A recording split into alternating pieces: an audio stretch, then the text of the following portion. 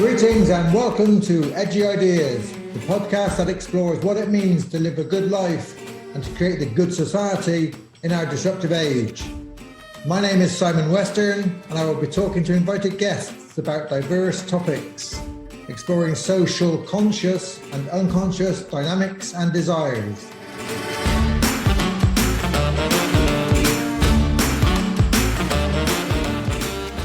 So welcome to this episode of Edgy Ideas. Today we're going to discuss the whiteness paradigm. And I'm delighted to welcome my guest, Michael Lindsay, who's a consulting and clinical psychologist practicing in San Diego, California. Michael's interested in supporting the development of consciousness and courage in leaders, organizational structures, and in society, using systems, psychodynamic, and integral frameworks. Michael also works at the University of San Diego in the Leadership Studies Department. He's been a yoga instructor for 10 years. And together with his husband, Michael is raising two boys, one 7 and the other 3, in a bilingual and a bicultural household. Michael, you're very welcome to Edgy Ideas. How are you? I'm good. Thank you, Simon, for that introduction, for the opportunity to talk about whiteness. It's something that I think we need to have lots of conversations and expand the range of people involved in it. So I'm hoping this is a contribution to that. Yeah, it's very important. I mean, we discussed, we've known each other for a good few years through the group relations work and other work. And when I asked you what you'd like to discuss, you said the whiteness paradigm. So say a bit more to our audience about kind of why you think it's important. Sure. I think the whiteness paradigm is something that occurred to me, and it's sort of an awakening for me. Not that I've discovered it, but that I'm starting to get a focus on around a worldview or a standard or instructions on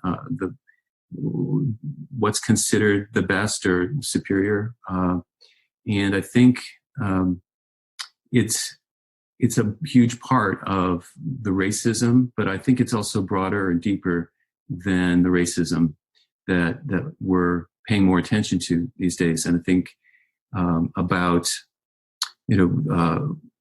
colonialism and patriarchy and the sort of the codes for how boys and men should be in America, at least, that's constrictive and intellectual, and that sort of devalues or accords lesser value to other modes of being.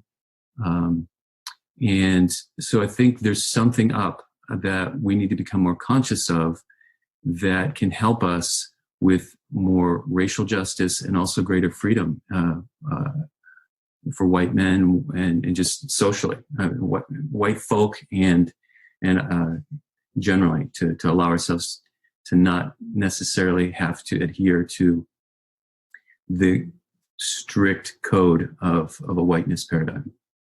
Yeah, I'm very intrigued by this subject. I came across the idea of whiteness when I was writing my book, Leadership: A Critical Text, and the author was talking about whiteness as a default position, as a normalized way of thinking, and that was very helpful to me to kind of understand my own whiteness and my own place in the world. How I grew up as whiteness was the norm, and everything else was othered.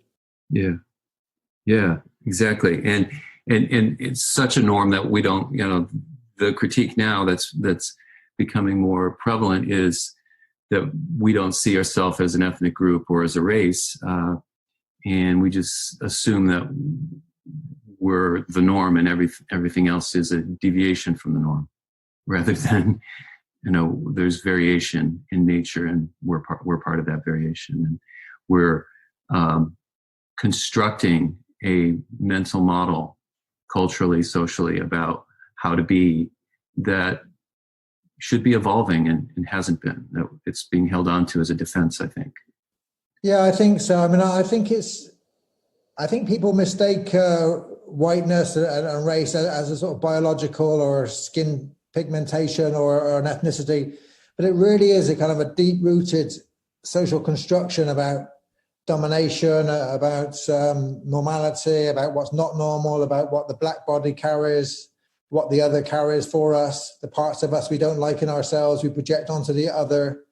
And And this is, I think, is why whiteness is important to try and unravel a bit and discuss. Exactly. So, and it's, I want to take a bit of a focus on projection, because I think it's also part of this, there's the language hopefully evolves as well. I'm calling it whiteness paradigm, but there's something, because it's deeper than just race. Like, I'm also deeply curious about how our analytic theories can evolve, and the Kleinian and the Kleinian era and Freudian theories that are a bit more mechanistic, trying to emulate the natural sciences,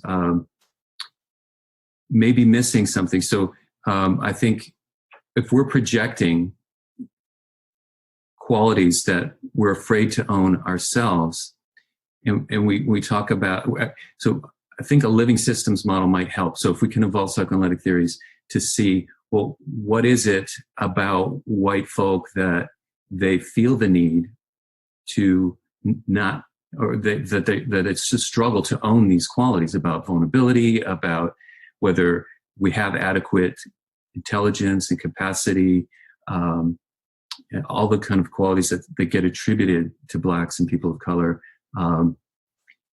So then it opens up an exploration of what is needed existentially for whites to better integrate the full range of qualities that we also have, and not just attribute them to the other, some other. Sure. And I mean, when we talk about this, I realize that I'm very uncomfortable with binaries, and I start wondering about my own white fragility when I say this. Am I being defensive? Am I being protective? But there's many whitenesses I've come across in my life, and whilst I grew up with kind of white being the norm, I've also worked in huge diversity, and I've seen whiteness where people don't feel privileged and they don't feel entitled. I think in America, there's books written about white trash and people left behind. Right. In the UK, I worked with white youth in Liverpool in the 1980s as a family therapist, and I've never seen such deprivation. And like in the UK, there's statistics where the white working class boys are failing even behind Black working class boys. There's a real kind of a ghetto mentality in some of these public estates where people live, and so there's a whole range of whiteness. And I think intersectionality is very important here. That we do look at gender, sexuality, class, how it plays out, and we don't just homogenize kind of all the whites in that corner and all the blacks in that corner, because it really isn't quite like that, is it? No, exactly. You're reminding me of the caste, the idea of caste that Emily Wilkerson is addressing in a forthcoming book, and that has been discussed in the reviews of the book, around hierarchy even within white culture and society, and sort of this underlying domination mentality, right? Yeah, I've read about the caste book. I'm looking forward to reading it, because I think it does address some of these key issues. And yet, I think that the difficulty is that from a systems perspective, I think is to try and hold on to, it's neither kind of just this or just that. So there is white privilege, there is white bias, there is white supremacy, and there's kind of a fluidity around what whiteness means and how people experience whiteness, as there is in the Black community. Right, exactly. You're also putting me in touch with, there's from the Integral Institute, I don't know if you access any of the work that is being done there through Ken Wilber and the Integral Institute, but there's a series of webinars, conversations that take place. There's a recent one that had 3 separate conversations over the last few months, and the last one is Overcoming Racism, What is Ours to Do? It's addressing white folk, what's the work that we need to do? And some of the conversation is around the idea of white fragility, but also the idea of white capacity. This is work we can do.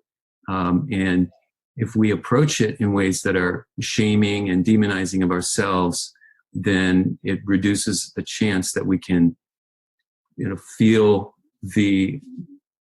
our conscience around the harm that's been done and evolve, transform, get to a place of healing and reparations. But if we can have some faith in our capacity to do this work, and like with the fragility, start practicing things that, like listening deeply to other points of view, whatever they are, just to practice that ability to get outside of the comfort zones and the certain mental models that we're used to, that starts to build the anti-fragility or the resilience of the capacity.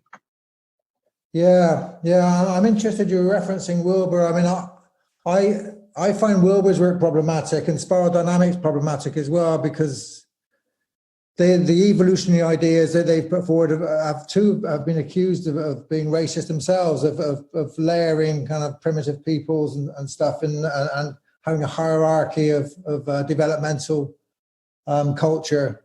Yeah, I struggle with that myself. Yeah, I do too, and I've been trying to kind of think that through, or try to understand it, because I it's either a blind spot that just needs to be called out, or the at least the conscious attempts to speak to it are about, well, like in spiral dynamics, life condition. What organizing principles and core values are best suited to the life conditions that a certain group of people are living in, and whether that's order and loyalty to a certain group norm, or whether that's individual achievement, or whether that's more pluralistic consensus. Some examples that they talk about as being more inclusive, that where the work is to not denigrate the other, in spiral dynamics, value memes or V memes, so that's not hierarchical in the sense of one is superior, but there are different levels of inclusiveness and capacity and different strengths. So I'm trying to see if it's workable, or whether it's got that built-in toxic hierarchy. I mean, there is a conversation around, there are growth hierarchies. Not all hierarchy is toxic or destructive. I'm just interested in the psychoanalytic kind of perspective and how the shadow side kind of comes through. And I do wonder about, the shadow side of racism. We had a pre-conversation and we talked about the church, if you remember, and talking about how much damage the Christian kind of church has done, mm-hmm. as well as doing a lot of good. We have kind of liberation kind of theologists, and we have people who've done amazing good works, and there's also the institutional racism of the Christian church has done incredible damage. And I think the shadow side of systems are really important for us to be vulnerable to and acknowledge, don't you? Yes, exactly, and that's the word that's coming to mind, is vulnerability. So that the shadow side of, in that previous conversation, we talked about an idea that I got in conversation with Jim Krantz around his sense of Christianity being organized around, or being about, the idea of perfectibility and perfection. And the shadow side of that is all of our imperfections and the vulnerability to them. And can we own them, or do we, disavow them and have them out of our consciousness and then enact them? So I think there's definitely something about resetting, and this pandemic and the Black Lives Matter movement is giving us a chance to reconsider and potentially reset in how we behave and how we understand the organizing principles. And so for me, it's the core thing that I keep coming back to is, how do we let ourselves be more vulnerable in a way that is generative, connecting, reparative? Sure. But how does that play out systemically? I mean, I'm interested in the culture, the systemics of this. So personally, everyone as an individual has work to do. As a systemic kind of approach, what's your thoughts on what's going on in America at the moment and how it's playing out? Ooh, that's a big one. Do you have any particular area that Well, I'm thinking about the reactions. I guess I'm thinking a lot about the reactions to Black Lives Matter. I mean, Black Lives Matter is really. You heard my podcast with Kathy Pogue White, which was she was awesome. She was very interesting what she had to say, but it really demonstrated just she was really hopeful. She's talked about kind of the different waves she's gone through, the hierarchies of oppression that sometimes feminism would knock kind of the racist kind of oppressor to the side. When women started to burn their bra, she said kind of she lost hope for a while and then it came back. And she said Black Lives Matter really has raised the game. And I think it's raised the game way beyond America. It seems to kind of raise questions in the UK, in Europe, and in many different places. So it's back on the agenda. And my question really is about, in America, your experience around kind of what that means for whiteness and for the white paradigm at the moment. Okay. Yeah, and linking it with what you were saying earlier about individual versus systemic and institutional. So I'll start with my experience and then see if it links with the systemic. I have moved from being defensive and removed about systemic racism, definitely an advocate for changing it, transforming it, but passive and removed to feeling a moral calling. There's a book, The Plague by Albert Camus, that I read when I was 17, and it woke me up to, it's an allegory about World War II and fascism, but it's also about the existential pain and suffering in life for us humans, and how do we, the various ways we respond, and doing the right thing as the priority. And so I'm feeling that in a way that I haven't in decades, in terms of the intensity of it and how it's organizing my sense of what I need to do. I look at the mostly white neighborhood I live in a different way, and see all the indulgences and sort of comfort seeking and sort of avoidance of work around racial and social justice. I've been participating in a couple of different groups to address, ones we've sort of loosely titled White Men Exploring White Supremacy, which is it's a space for taking a look, turning the lens on ourselves, trying to understand how are we enacting things. Listening to yesterday, the National Conflict Resolution Center's hosting of Robin DiAngelo and Ibram Kendi, talking about racism and anti-racism and their calls for contributing in some way, whether it's volunteering or donations or bringing your expertise in some way. So I think finding groups, having dialogues that mobilize more and more people to then start addressing policies, practices, mindsets that can shift this. Yeah, absolutely. And do you talk in your groups at all about the white people left behind? A lot of them are Trump's base, the Rust Belt communities. Do you talk about how these communities might get engaged? Does that come up? I think about it, and I don't think there's enough talking about it yet. And that's makes me curious about why have we not gotten to that? Maybe it's harder work to do. But I think denigrating Trump supporters is just exacerbating the problem, right? So we have to get a lens that tries to understand, what are the core struggles that's motivating them to support, white supremacist nationalist agendas.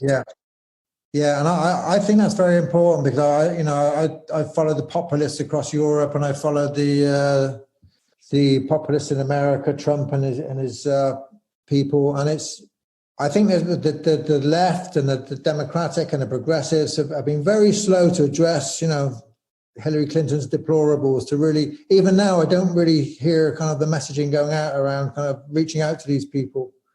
And I think it's important because otherwise I think it's going to be a very polarized society we live in. Exactly.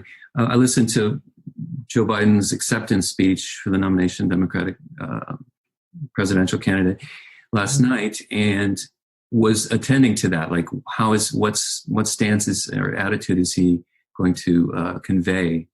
And I think it wasn't as embracing as I would like him to have been, but it wasn't actively denigrating of Trump's base. It was more about how Trump is enacting. Yeah.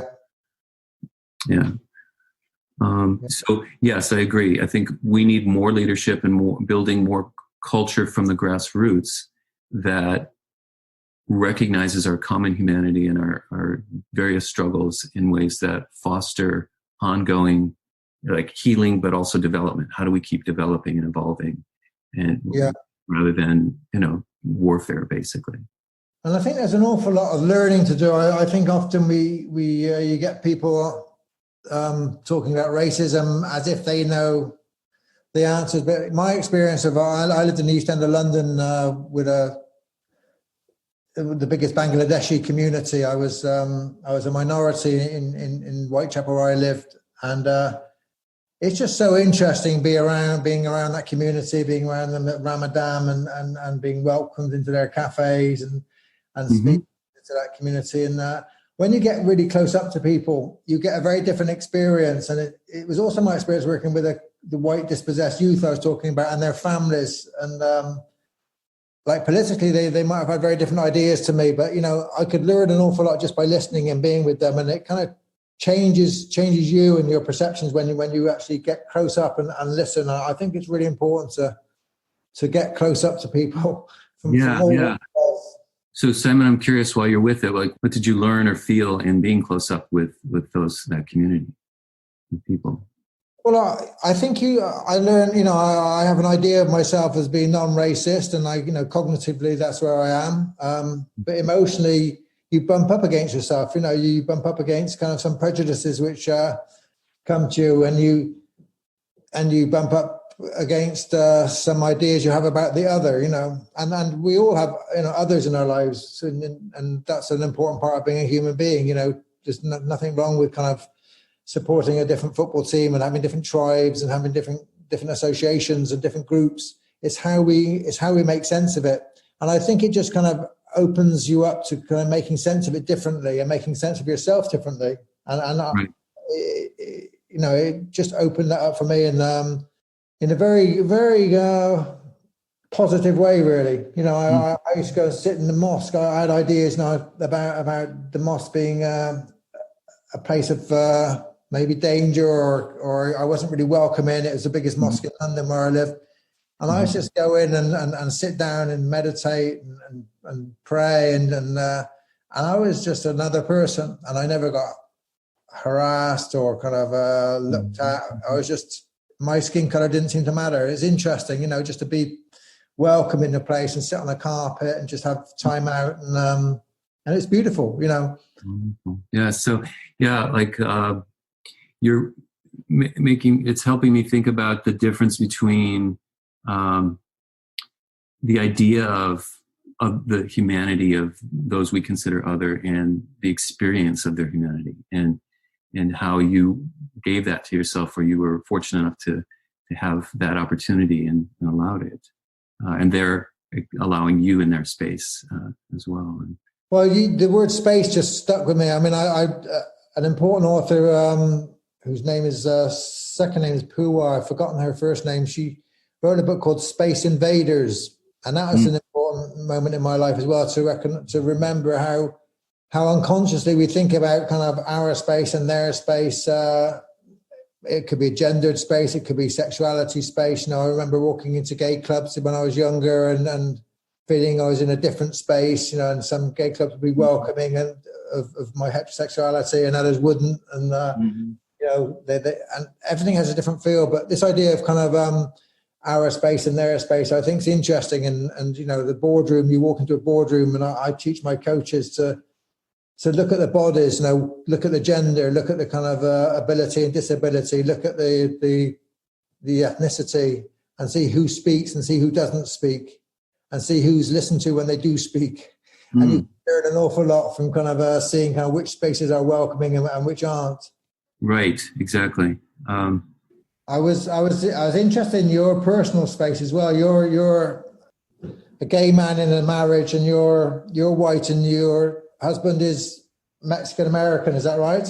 Yes, exactly. So yeah, that's what I was actually pondering on and trying to find a way to link it is having grown up gay and not really sort of being in denial about it up until I arrived in a college, a context that could support me facing that reality, gave me this double experience of being a white male who could pass and have the privileges that come with it, but also being different and denigrated and afraid and not clear whether there's any kind of future that I'd be supported in having a successful future.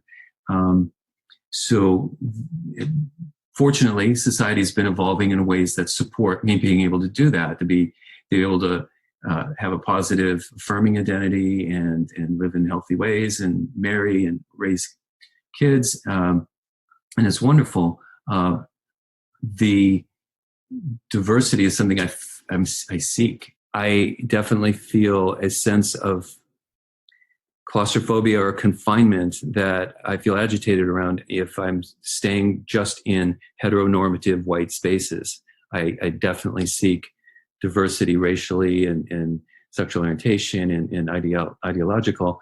But I think there's a ebb and flow of that. I don't think I'm as proactive as I could be or should be, or would be happy being. So that's more work for me to do. And I when you're talking about going to the mosque and like going into different spaces that you have to kind of take the initiative to do, and there's some vulnerability and risk and uncertainty involved.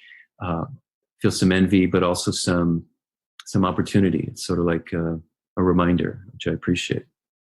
Yeah, and it's very. I mean, us human beings are very interesting, aren't we? I mean, the apartheid divisions in South Africa,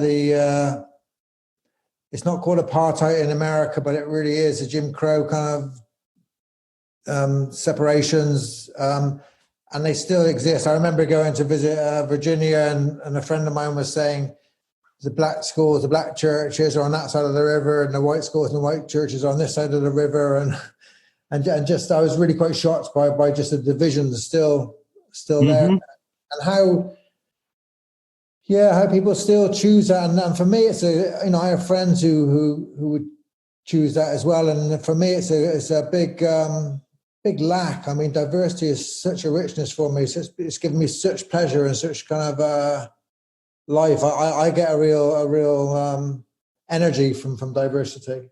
Right. And Simon, you're reminding me the first time I met you, it was at the group relations conference here at the University of San Diego. And you talked in our staff meeting about groupthink and about resisting us all falling into certain, groupthink process together. So you got my attention right away with exactly that point. Yeah, I mean, it's been a great fear in my life. I don't know where it came from, but I have a great fear of conformity. When I was younger, I worked when I was in my 20s, I worked in an asylum, a mental asylum, an old-fashioned Victorian mental hospital outside a city, and it was a total institution. It was they all got closed down a few years later. They got closed down, and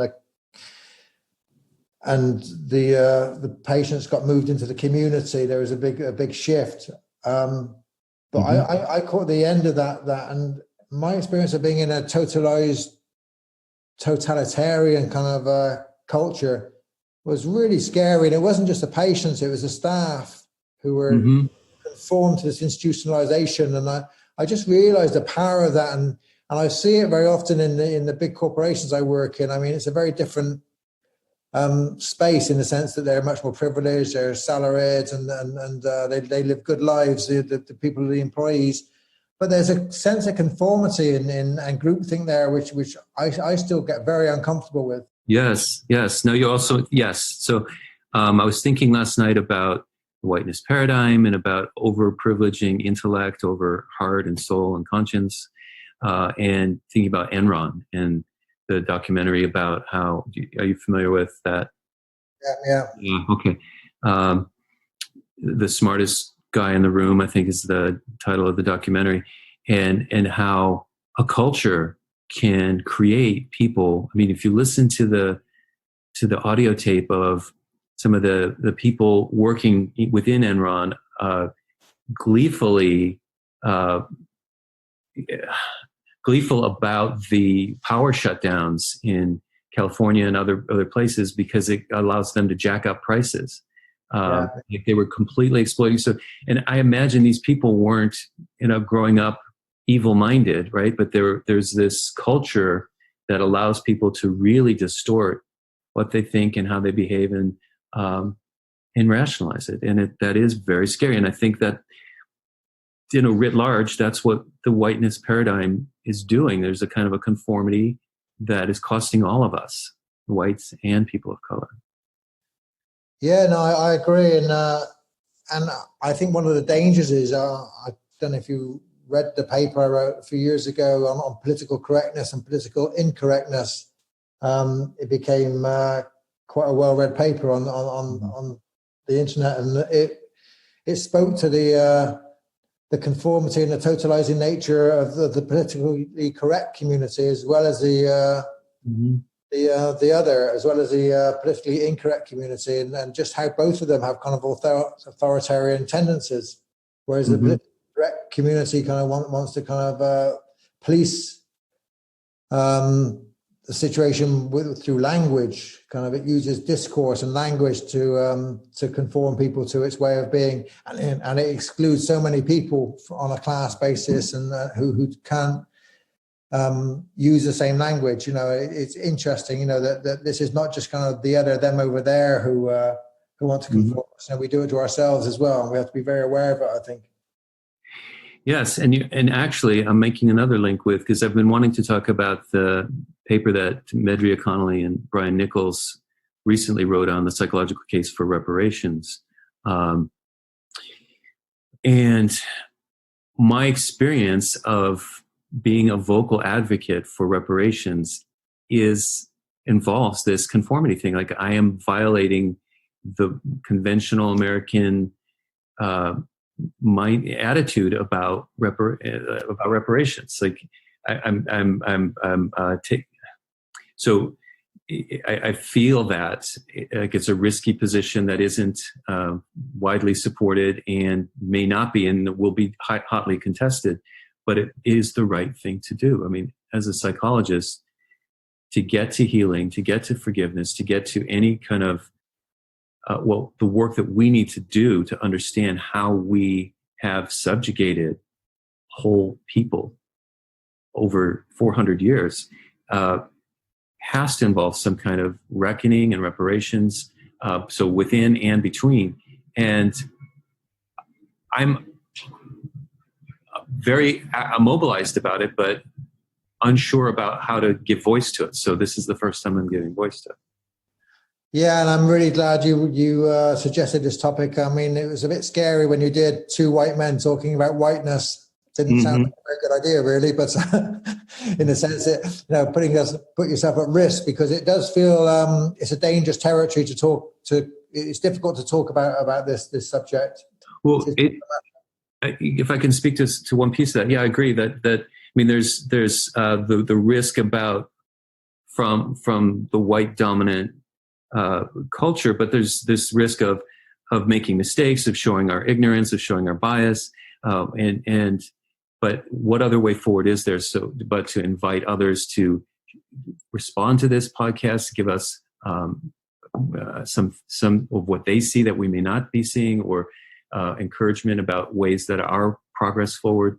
And so we're doing something that I think, hopefully, that I think we need to be doing lots more of as white folk. I think you're right, and I think that's one of the strong messages from the Black Lives Matter movement is, your turn to step up now. We've been fighting, but you have to step up. It's not just us to fight for our own liberation. We'll keep going, but what about you, white folk? What are you going to do? When are you going to acknowledge your white supremacy? When are you going to acknowledge your whiteness is a sense of normality, which kind of is both offensive and oppressive? Exactly. and then the willingness to make changes in how we actually live. So there's that internal work and then the external work that we're being called to do. Two friends of mine are engaged in the corporate world, Chris Yates and Pooja Satchev, and they wrote a book called Rewire. And in the book, they talked about decriminalizing bias. And I think that's a very important phase. My experience of a lot of diversity work was you did feel like a criminal if you had a white skin, or if you're male, or if you spoke up, and or if you got the words wrong. And then they make the case that you really have to decriminalize bias so that we can actually have conversations where we're not a nation of stutterers, where we don't just stutter over our words because we're so frightened of getting it wrong, or we just stay complicitly silent because it's too challenging and it's too difficult. Right. So this is what Diane Mushel Hamilton in that Integral Life series conversation around overcoming racism is speaking to, around doesn't help to shame ourselves over this. And then also in the Case for Reparations article that Medria Connolly co-wrote, citing another psychologist who was talking about bringing shame into manageable proportions, so that we can't. So it's either decriminalizing it or finding ways to. And I think the risk that others might see that is just getting off the hook, or a light version of reckoning with ourselves. But I don't think it has to be that way. I think it can be deep and powerful and transformative, but it can't be with the same level of aggression and violence that we've done to people of color. It needs to be from a different paradigm about care and humanity of ourselves as well. Yeah, and it's also about understanding the other's experience. I was reminded when you talked about 400 years of oppression. I was reminded I visited Jamaica with a friend, and foolishly we went to downtown Kingston because I grew up in Bristol, where in the 1980s, where ska reggae was a big thing for us. We were into dub reggae and ska reggae, and there's a big West Indian community, and we used to go to all the Rasta gigs and the festivals. Uh-huh. We went to find Orange Street, where some of this music was written, and actually it was a very dangerous thing to do because it was like not a safe place to be, particularly with a white skin. It'd be targeted. Yeah, we came across a Rastafarian preacher, and he was speaking to 30 or 40 people there in an open space, and us two white boys went there and to listen, and this Rasta preacher just looked at us, and he called us out to the front, and he said 400 years of oppression, 400 years, and it was frightening. But it's very interesting that I guess that's how a black person would feel, where they just get picked out because of the color of skin. It was nothing to do with my personality or who I was or anything. I was just named because of the skin color. Because of who you represent. Yeah, you're a conduit to the larger. Right. Yeah. I represented 400 years of slavery, and it's a very interesting, powerful experience. And thinking that if you're black and you get pulled over in a car, it's nothing to do with kind of who you are, your personality. It's just because of that ethnicity or skin color or race, and just how that feels and how demeaning that feels as well. Right.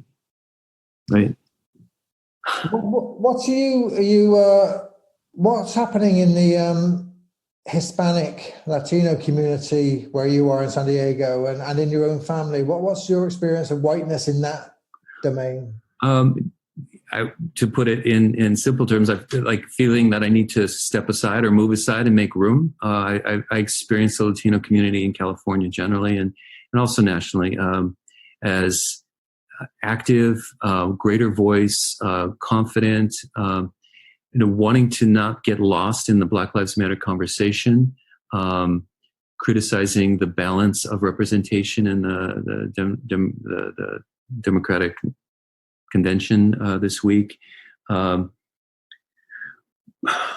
but also like some sense of confidence in a momentum that's taking place. Yeah, that's good to hear. Mm. Michael, this has been a very interesting and only a beginning. We have much more to talk about, and like you say, I hope it stimulates more.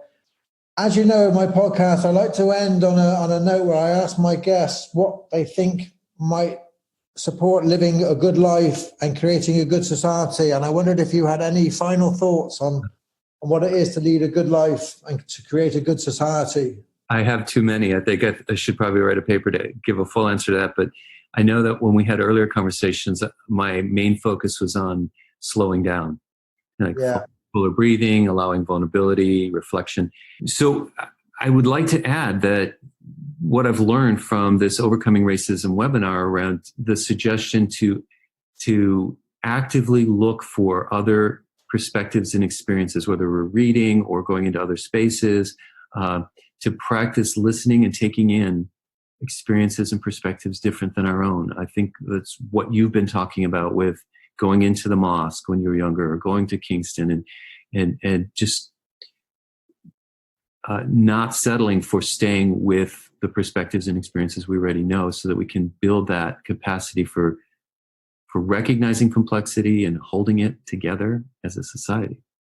That's beautiful. Thank you very much, Michael. It's been a really intriguing and interesting conversation, and I hope we have many more of them.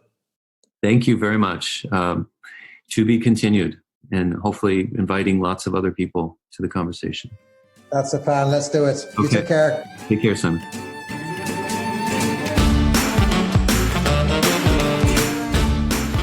Thank you for listening to Edgy Ideas. If you enjoyed our podcast and would like more information about our coaching, training, and events, please contact simon@analyticnetwork.com or go to www.analyticnetwork.com.